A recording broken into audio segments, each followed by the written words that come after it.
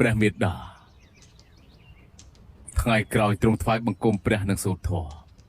រឿងនៅខាងក្រៅទ្រង់មិនបាច់សួរទៀតទេបុត្រក៏ឃុំខ្លួននៅក្នុងវិហារដែរទុកជាការបកស្រាយដល់មនុស្សក្រោមមេឃព្រះមេដាទ្រង់មិនបាច់បារម្ភទេ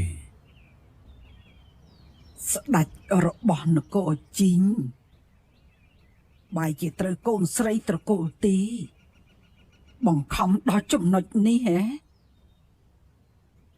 មិនមែនជាការបង្ខំទេបើមិនធ្វើបែបនេះបុត្រមិនអាចគ្រប់គ្រងចិត្តប្រជារាស្ត្របានកាន់តែមិនអាចបកស្រាយដល់មនុស្សក្រោមមេឃបានមេដាធ្វើគ្រប់យ៉ាងនេះដោយសារព្រះអង្គក្រែងព្រះអង្គជាបន្លាក្នុងចិត្តត្រកូលទីហ៎10ឆ្នាំមកនេះព្រះអង្គអង្គុយជាប់លើរាជបល្ល័ង្កតើដោយសារអ្វីក្រែងដោយសារព្រះមេដាធ្វើគ្រប់យ៉ាងមែនទេព្រះអង្គក្រមមេឃនេះជារបស់ត្រកូលហានពួកយើងនៅក្បែរខ្លួនមិននឹងអាចទុកឲ្យកងទ័ពត្រកូលទី80000នាក់នៅរស់បានទៅព្រះអង្គនឹងទីយ៉ុងនិនមានមិត្តភាពព្រះមេដាដឹងថាព្រះអង្គមិនដាច់ប្រតិសម្រាប់គេដូច្នេះព្រះមេដាជួយដល់ព្រះអង្គហើយ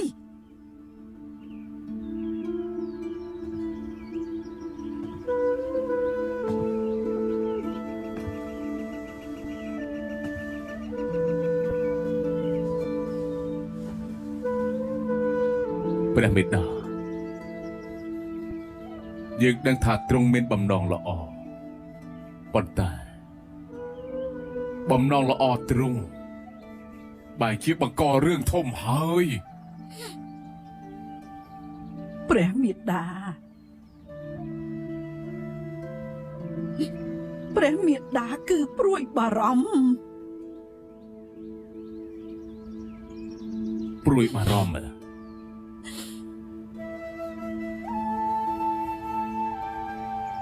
ព្រះមេដាជាច្រើនឆ្នាំមកនេះយើងអង្គុយលើរាជបល្ល័ង្កទាំងមិនមានក្តីសុខប៉ុន្តែទោះជាបែបនេះរាជបល្ល័ង្កនៅតែជារបស់បុត្រាព្រះមេដាព្រះមេដាតើទ្រង់គិតថាបុត្រមិនអាចដោះស្រាយជាមួយនឹងទីយ៉ុងនិននិងកងទ័ពត្រកូលទី80000នាក់បានទេឬក៏ទ្រង់ដូចជាព្រះបិតាគិតថាបុត្រាមួយអង្គនេះអន់ជាងទីយ៉ុងនិនទេមិនមែនបែបនេះមេដាមិនធ្លាប់គិតបែបនេះទេ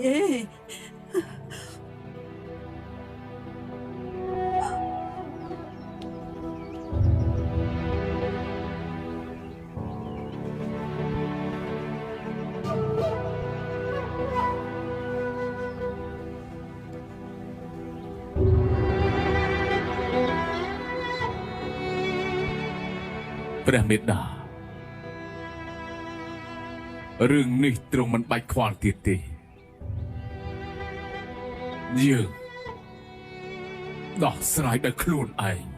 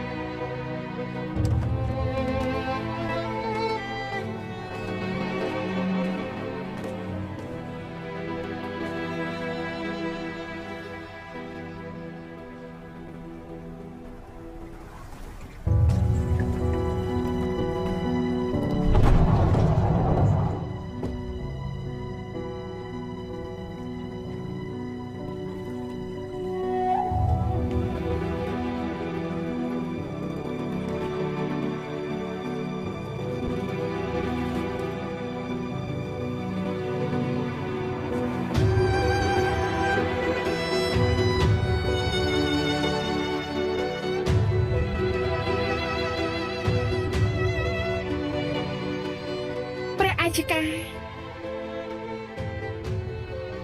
អាននៅទីនេះសូមទោសត្រង់សូមទ្រង់ថែព្រះសុខភាព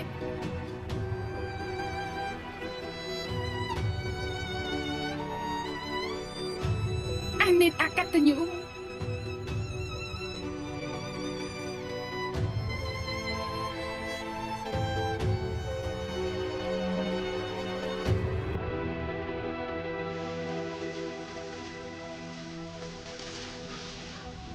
ដំណាស់សម្ដេចជីងអានកាន់តែស្ងប់ស្ងាត់ជាងកាលពីមុន វាកែប្រែតែគ្រប់គ្រងមិនទាន់ហើយ ត្រកូលទីទទួលបានយុត្តិធម៌ហើយថ្ងៃស្អែកខ្ញុំទៅស្នើសុំព្រះអង្គផ្លាស់ទីកន្លែងដាក់គុកជួសជុលទីនេះជាថ្មី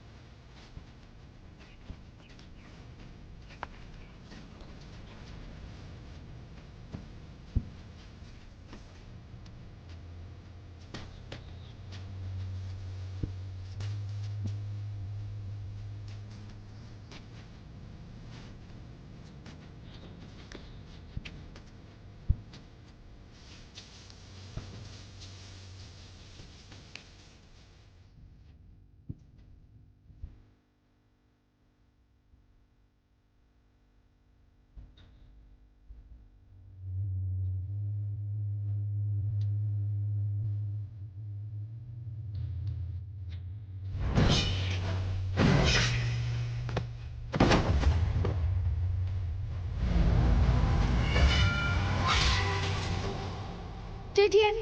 បបបរៈរាជបន្តតាំងតាំងរៀនជាអ្នកម្នាក់នេះទៅទៀតតំណែងនេះទុកសម្រាប់តែអ្នកម្នាក់គត់អត្តស្ដេចរៀបតំណែងអ្នកម្នាក់អត់ធ្វើម្ចាស់เป็นសុខខ្ញុំម្ចាស់ទេថាព្រមឬអត់ពេលនេះទុកតំណែងអ្នកម្នាក់អត់ខ្ញុំម្ចាស់เป็นសុខខ្ញុំម្ចាស់ទេថាព្រមឬអត់ធ្វើយ៉ាងម៉េចទៅ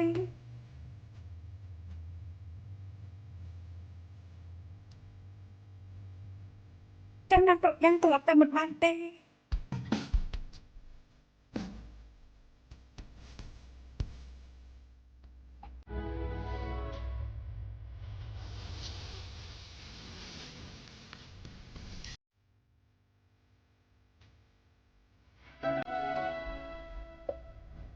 ព្រះមហាក្សត្រយ៉ាងនេះ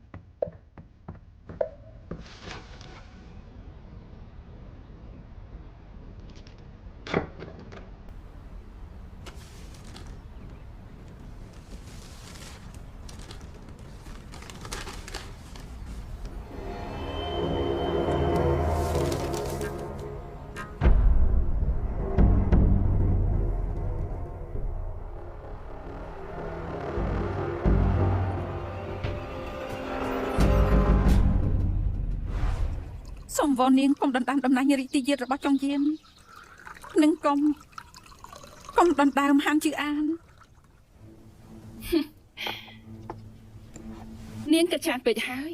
មកផឹកតែសិនទៅ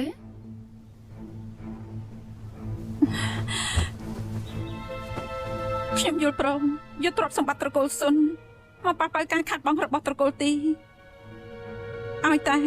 នាងព្រមចាក់ចេញពីទីនេះ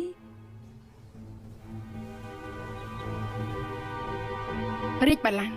ក្រមមេឃនិយាយចំពោះខ្ញុំមិនខុសអីពីទឹកតែមួយពេលនេះទេមិនអញ្ចឹងខ្ញុំក៏មិនប្រគល់ទឹកដីពាក់កណ្ដាលទៅឲ្យគេដែរខ្ញុំចង់បានគឺក្រមមេឃមានសន្តិភាព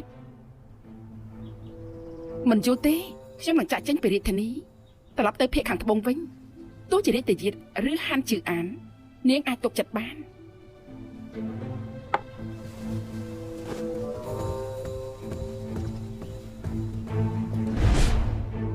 នាងលេបសម្ដីហើយ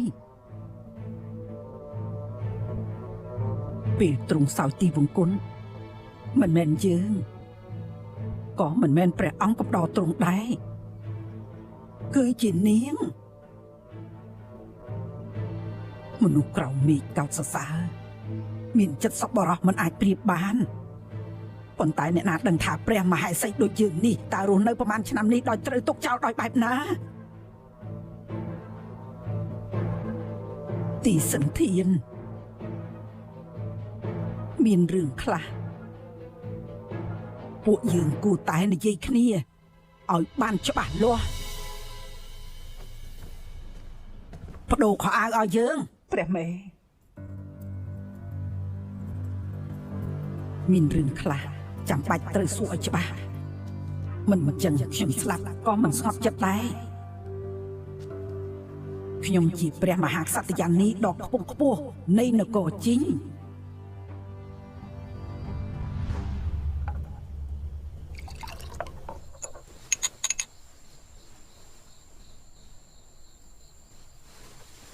សូមអបអរអ្នកម្នាងដោះស្រាយបញ្ហាទទួលបានយុត្តិធម៌ មែនហើយទីបំផុតពេលនេះអាចដោះស្រាយបញ្ហាបានហើយ អ្នកនាងសងសឹកគំនុំហើយហេតុអីអ្នកនាងមើលទៅមិនសប្បាយចិត្តសងសឹកគំនុំហើយបញ្ចប់រឿងក្នុងចិត្តតែខ្ញុំបាច់ជាមិនដឹងគួរទៅទីណា10ឆ្នាំមុននេះខ្ញុំត្រូវផ្លាស់ប្ដូរដោយសារតែការសងសឹក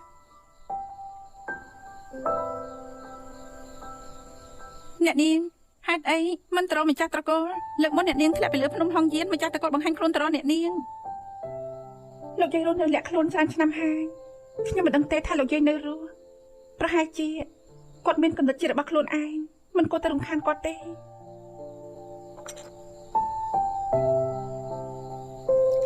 ផ្លូវនេះពិបាកណាស់ប៉ុន្តែរឿងកន្លងផុតកុំគិតទៀតថ្ងៃក្រោយនាងធ្វើអ្វីក៏ដោយខ្ញុំកំដរនាង ពួកយើងក៏ដូចគ្នាដែរមកយប់នេះមិនស្វឹងមិនទៅផ្ទះ មិនស្វឹងមិនទៅផ្ទះ មិនស្វឹងមិនទៅផ្ទះ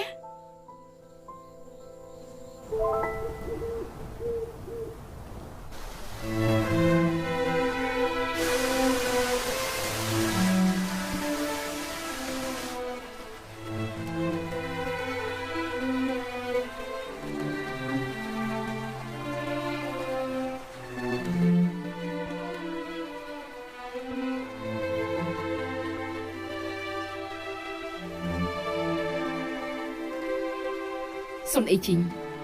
ខ្ញុំជាមនុស្សបែងចែកល្អនិងអាក្រក់មានគំនុំត្រូវតែសងសឹក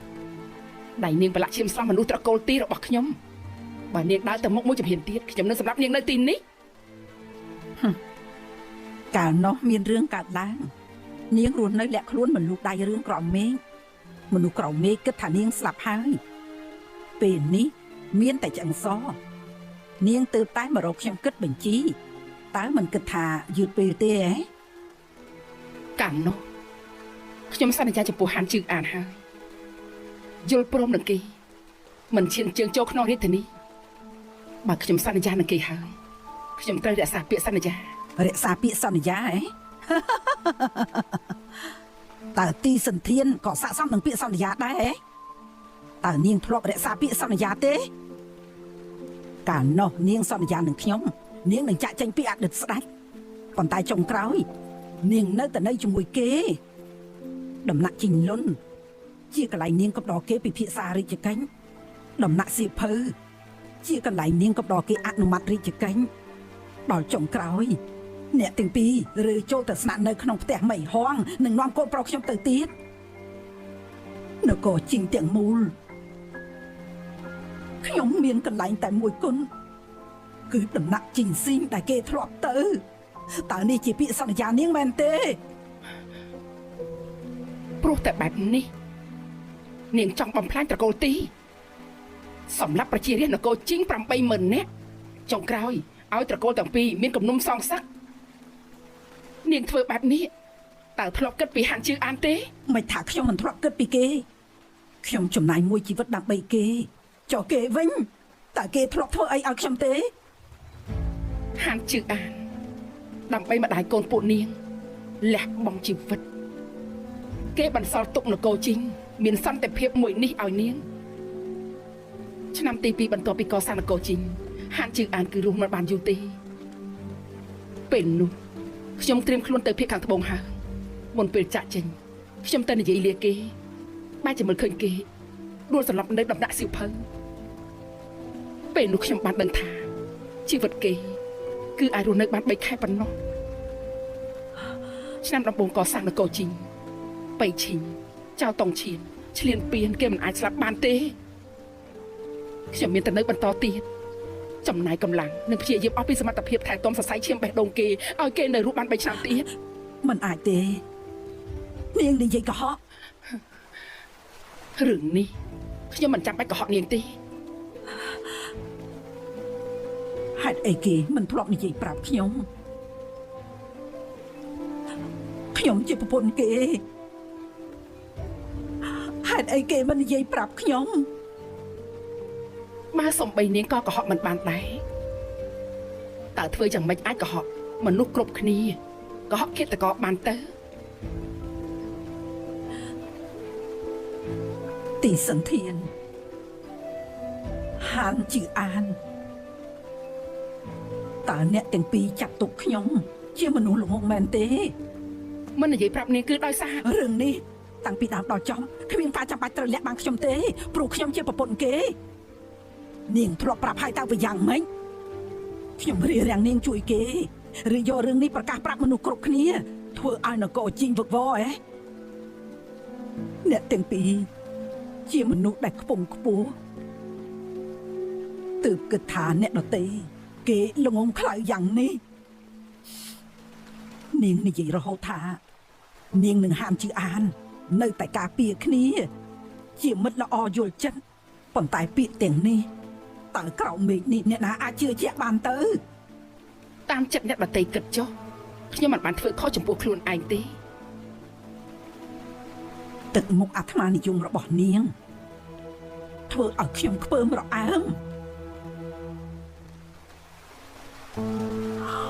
ខ្ញុំមិនចង់មានអីពាក់ព័ន្ធជាមួយនាងនឹងហានជឿអានទៀតទេពេលនេះនាងនៅតែមានសម្រស់ស្អាតប្រហែលជាជាតិក្រោយនៅតែបន្តនិស័យមួយនេះទៀត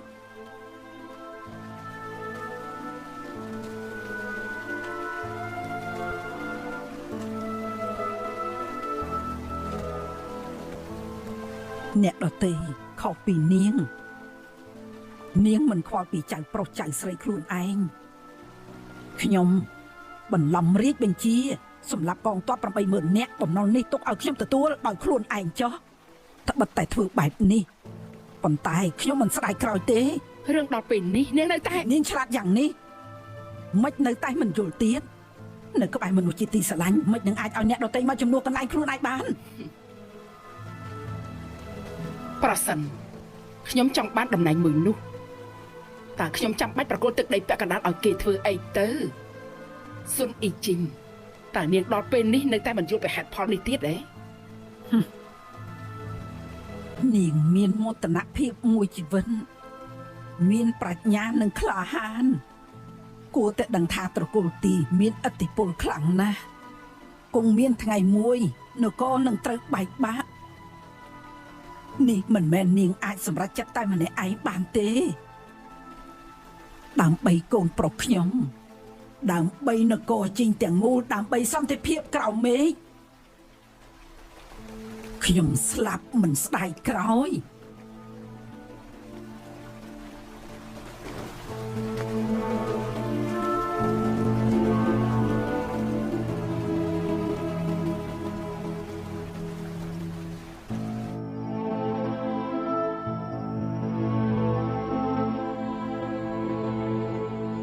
រីតាយាន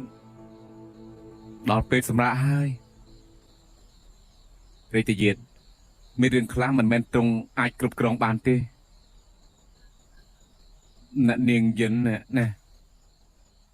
ពេលនេះនាងគឺទីជាយាន មែនហើយអ្នកនាងទីក៏ដូចគ្នាដែរទោះយ៉ាងណាជាមិត្តតាំងពីក្មេង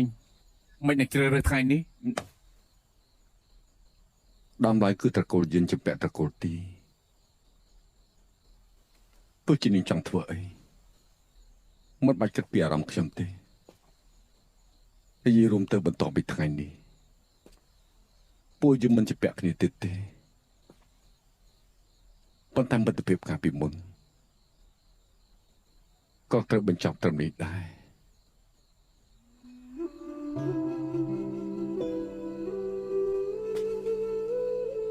ប៉ុន្តែមិនសួរ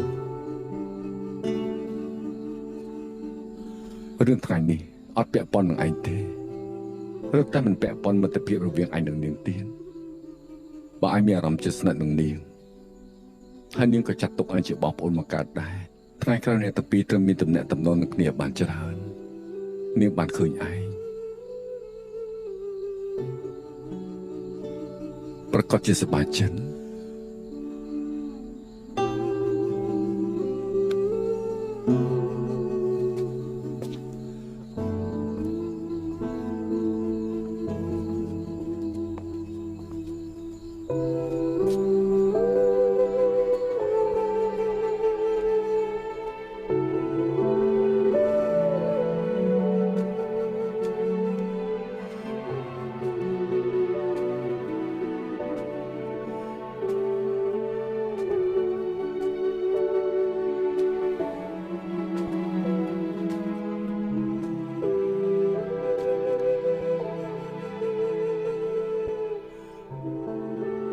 នេះជាឱកាសល្អធ្វើឲ្យនាងខ្វះការប្រុងប្រយ័ត្ន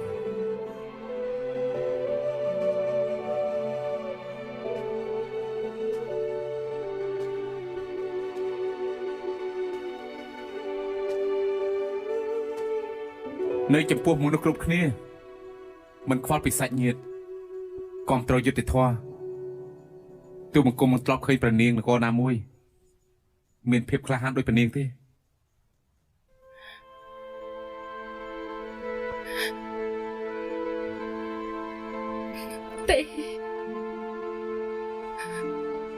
ខ្ញុំគ្រាន់តែដើម្បីភាពទន់ខ្សោយខ្ញុំ10ឆ្នាំអូនលុបលាងកំហុសតែប៉ុណ្ណោះ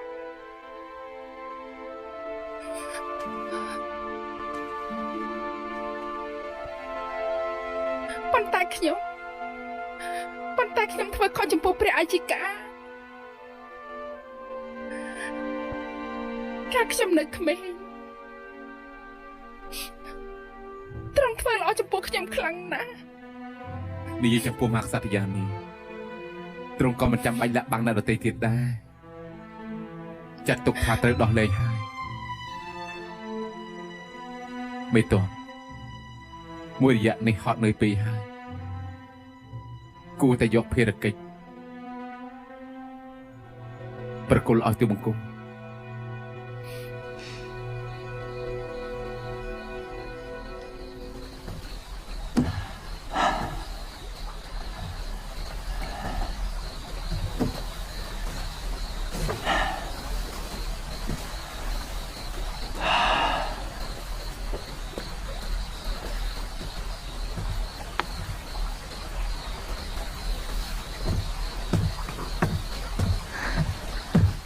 លោកម្ចាស់កុំផឹកស្រាច្រើនពេកអាកាសធាតុត្រជាក់ស្រាក្តៅមួយត្រជាក់មួយក្តៅសុខភាពលោកម្ចាស់ទទួលមិនបាន10ឆ្នាំហើយ10ឆ្នាំមុននេះខ្ញុំស៊ូទ្រាំលំបាកលាក់ខ្លួន10ឆ្នាំទីបំផុតទាមទារយុត្តិធម៌ឲ្យតកូលទីបានហើយលីងឡានតើនាងដឹងទេខ្ញុំធ្លាប់មិនសប្បាយចិត្តបែបនេះ10ឆ្នាំហើយនៅខាងក្រៅខ្យល់ខ្លាំងពួកយើងចូលទៅនិយាយគ្នាទៅខ្ញុំពិតជាមិនដឹងទេ10ឆ្នាំនេះទីបំផុតខ្ញុំអាចហៅជឿយានដោយបើកចំហបានហើយនៅរាជធានីជាមនុស្សស្រីរស់នៅតាមអ្វីដែលខ្លួនឯងចង់បានខ្ញុំនាំគេមកវិញដោយផ្ទាល់ដៃអ្នកនាងទីមកវិញហើយចុះលោកម្ចាស់វិញលោកម្ចាស់មានសុខភាពមិនល្អបើមិនថាសុខភាពឲ្យបានល្អគឺរស់មិនបានយូរទេប៉ុន្តែ10ឆ្នាំមុននេះលោកម្ចាស់ជួយអ្នកនាងទីសងសឹកតើធ្លាប់ទុកពេលឲ្យពេលវេលាខ្លួនឯងដកដង្ហើមបានស្រួលទេទោះជាខ្ញុំជាជាងអស់ប្រេងហើយតើយ៉ាងម៉េចមួយជីវិតខ្ញុំនេះគឺរស់នៅដើម្បីជាយាន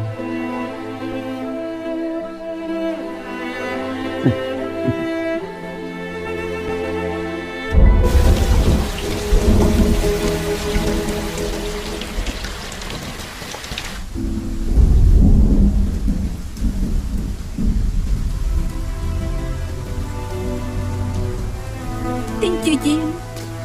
តើទីនេះជាផ្ទះនាងឯង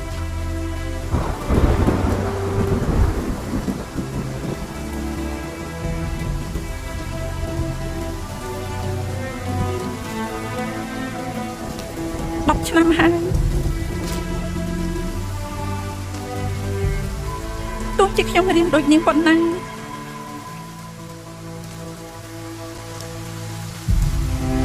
ចុងក្រោយខ្ញុំនៅតែមិនអាចខ្លាចជានាងបានបើគ្រប់យ៉ាងនេះកំណត់ថាមិនមែនជារបស់ខ្ញុំហេតុអីឲ្យខ្ញុំមានអារម្មណ៍ភ័ន្តច្រឡំ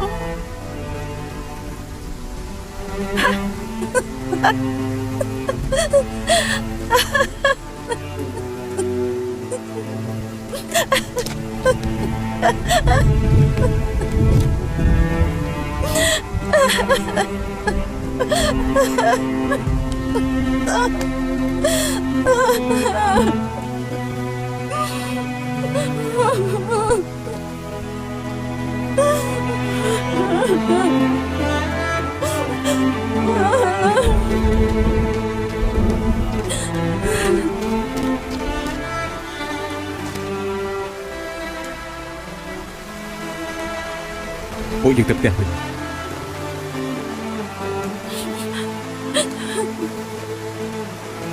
នាងមើលទៅនាងទៅទឹកភ្លៀងហើយ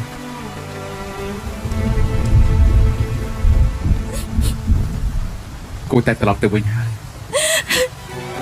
អ្នកប្រចេញទៅខ្ញុំមិនមែនទីជាយានកុំចូលមក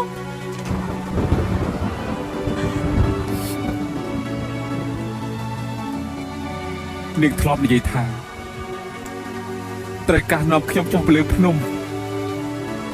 ពេលតែទើបមកដល់រាជធានីខ្ញុំប្រាប់នាងថារាជធានីមានគ្រោះថ្នាក់មិនអាចនៅយូរទេនាងថាគឺពួកយើងត្រូវតែរស់នៅទីនេះបន្តទៀតខ្ញុំចង់កំដរនៅក្បែរនេះជារៀងរហូត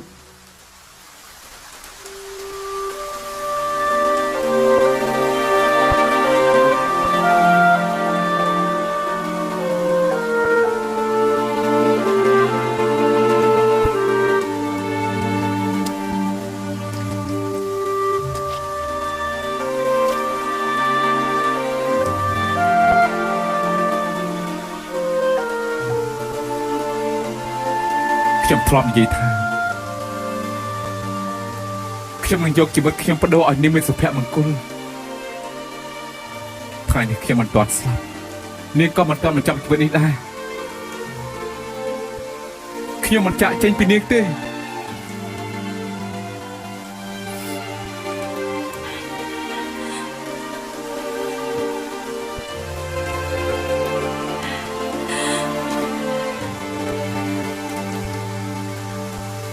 ខ្ញុំមិនមែនទីជាយានទៀតទេខ្ញុំជាអ្នកសំទានពេលនេះខ្ញុំបាត់បង់គ្រប់យ៉ាងហើយ នាងនឹងមានខ្ញុំទៀតនាងមិនមែនជាអ្នកសំទានក៏មិនមែនជាទីជាយានដែរនាងជាមនុស្សដែលខ្ញុំចង់ការពារអស់មួយជីវិត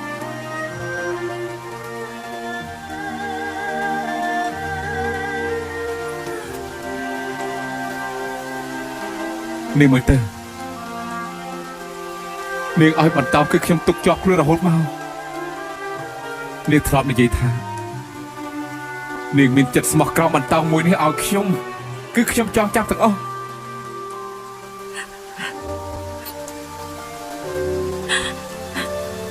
ខ្ញុំនិយាយកុហកអ្នកប្រុស ពិតក៏ដោយខ្លាចក៏ដោយសំដីដែលនាងនិយាយគឺខ្ញុំជឿជាក់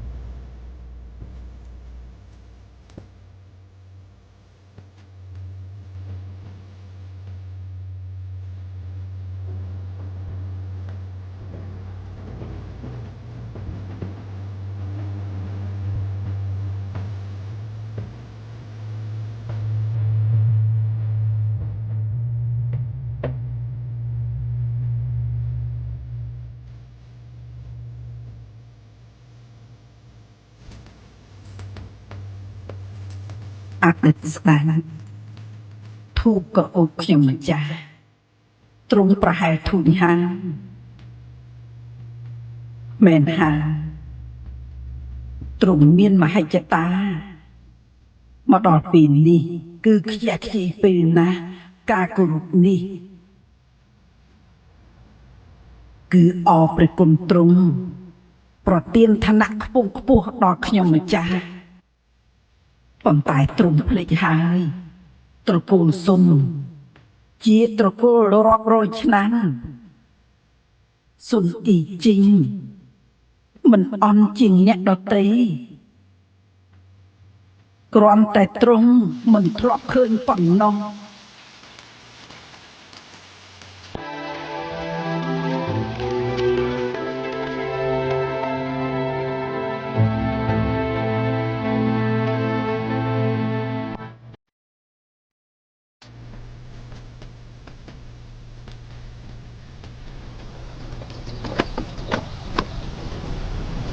តើអ្នកនាងកំពុងគិតអី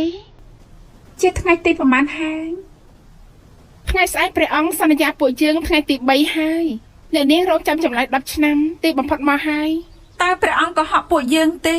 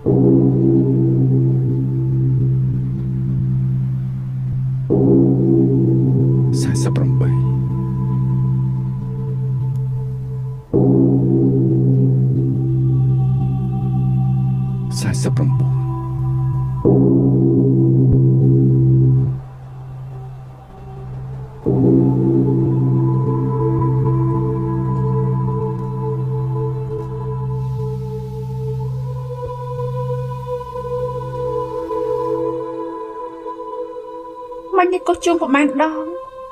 60ព្រះមហាក្សត្រយ៉ាងនេះទើបតែចម្រើនបច្ចុប្បន្ន60ឆ្នាំអ្នកនាងតើនាង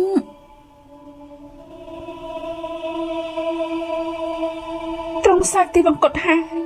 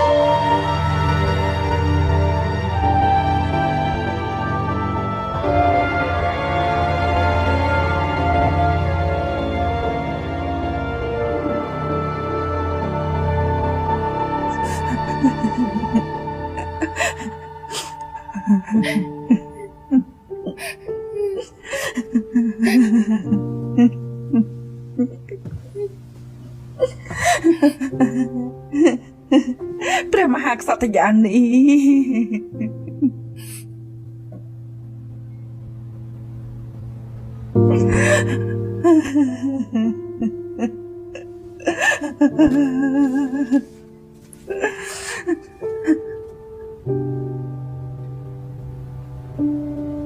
រឿងអយុត្តិធម៌ត្រកូលទី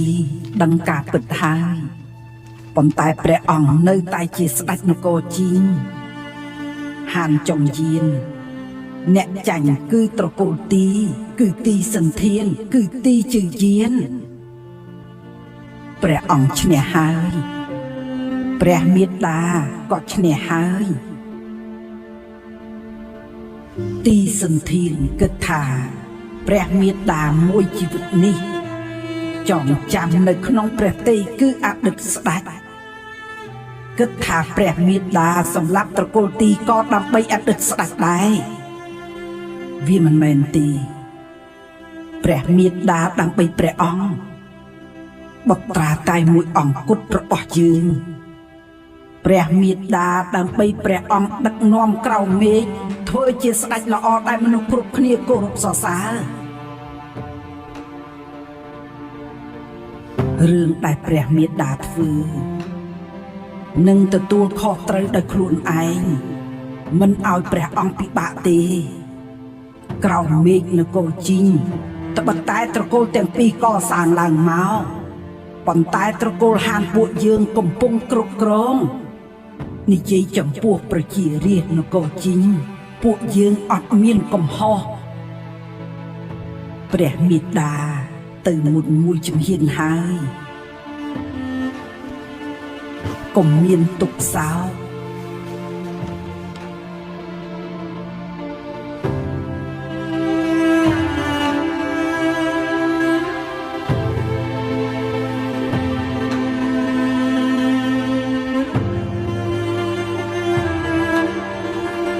បុត្រ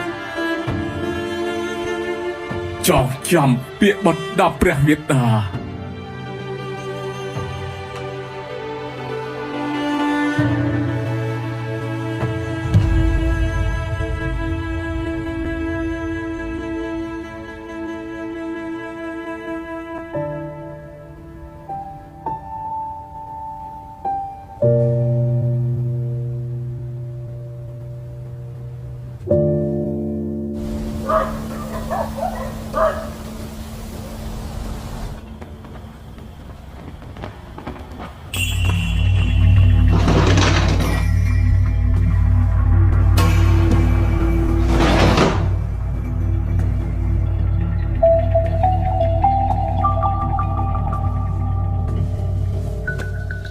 ព្រះរាជបុត្រ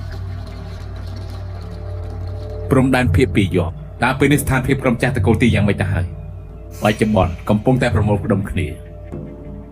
គ្រាន់តែប្រវត្តិឈិនអិនត្រូវបានបែកការហើយគឺមិនអាចប្រើបានទៀតទេប៉ុន្តែ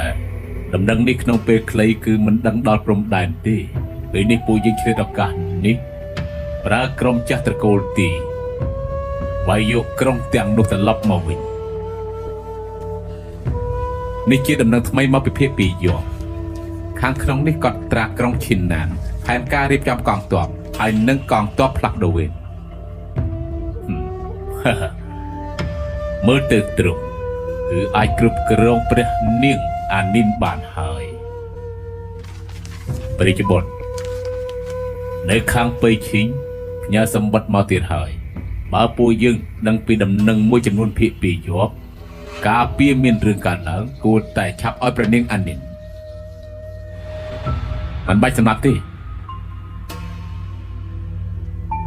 ខ្ញុំចង់ដឹងថាមើលតាមស្ថានភាពពេលនេះនាងកាន់តែមានតម្លៃឲ្យនៅរស់ទោះយ៉ាងណាសិទ្ធិបញ្ជាកងទ័ពក្នុងដៃនាងម្យ៉ាងទៀតនាងការពារក្រុងឈីងណានជាច្រើនឆ្នាំគឺមានអំណាចលោកអបរាជឲ្យខាងនោះកុំបារម្ភអីគ្រប់យ៉ាងស្ថិតក្នុងការគ្រប់គ្រងរបស់ខ្ញុំនឹងប្រើប្រាស់នាងដណ្ដើមក្រុងឈីងណាន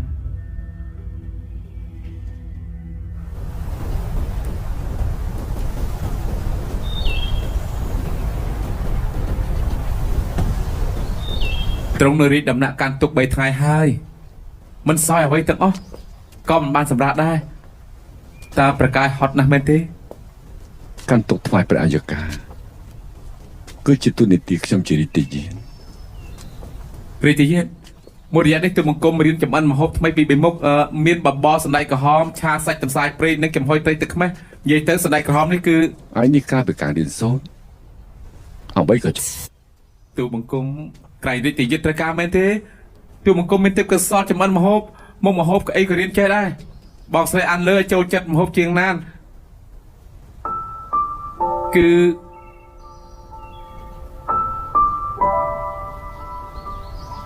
រីកយាតតាទ្រង់បន្ទោបងស្រីអានលើ លទ្ធផលនេះគឺកំណត់តាំងពី10 ឆ្នាំមុនទៅហើយមិនពាក់ព័ន្ធជាមួយនាងទេ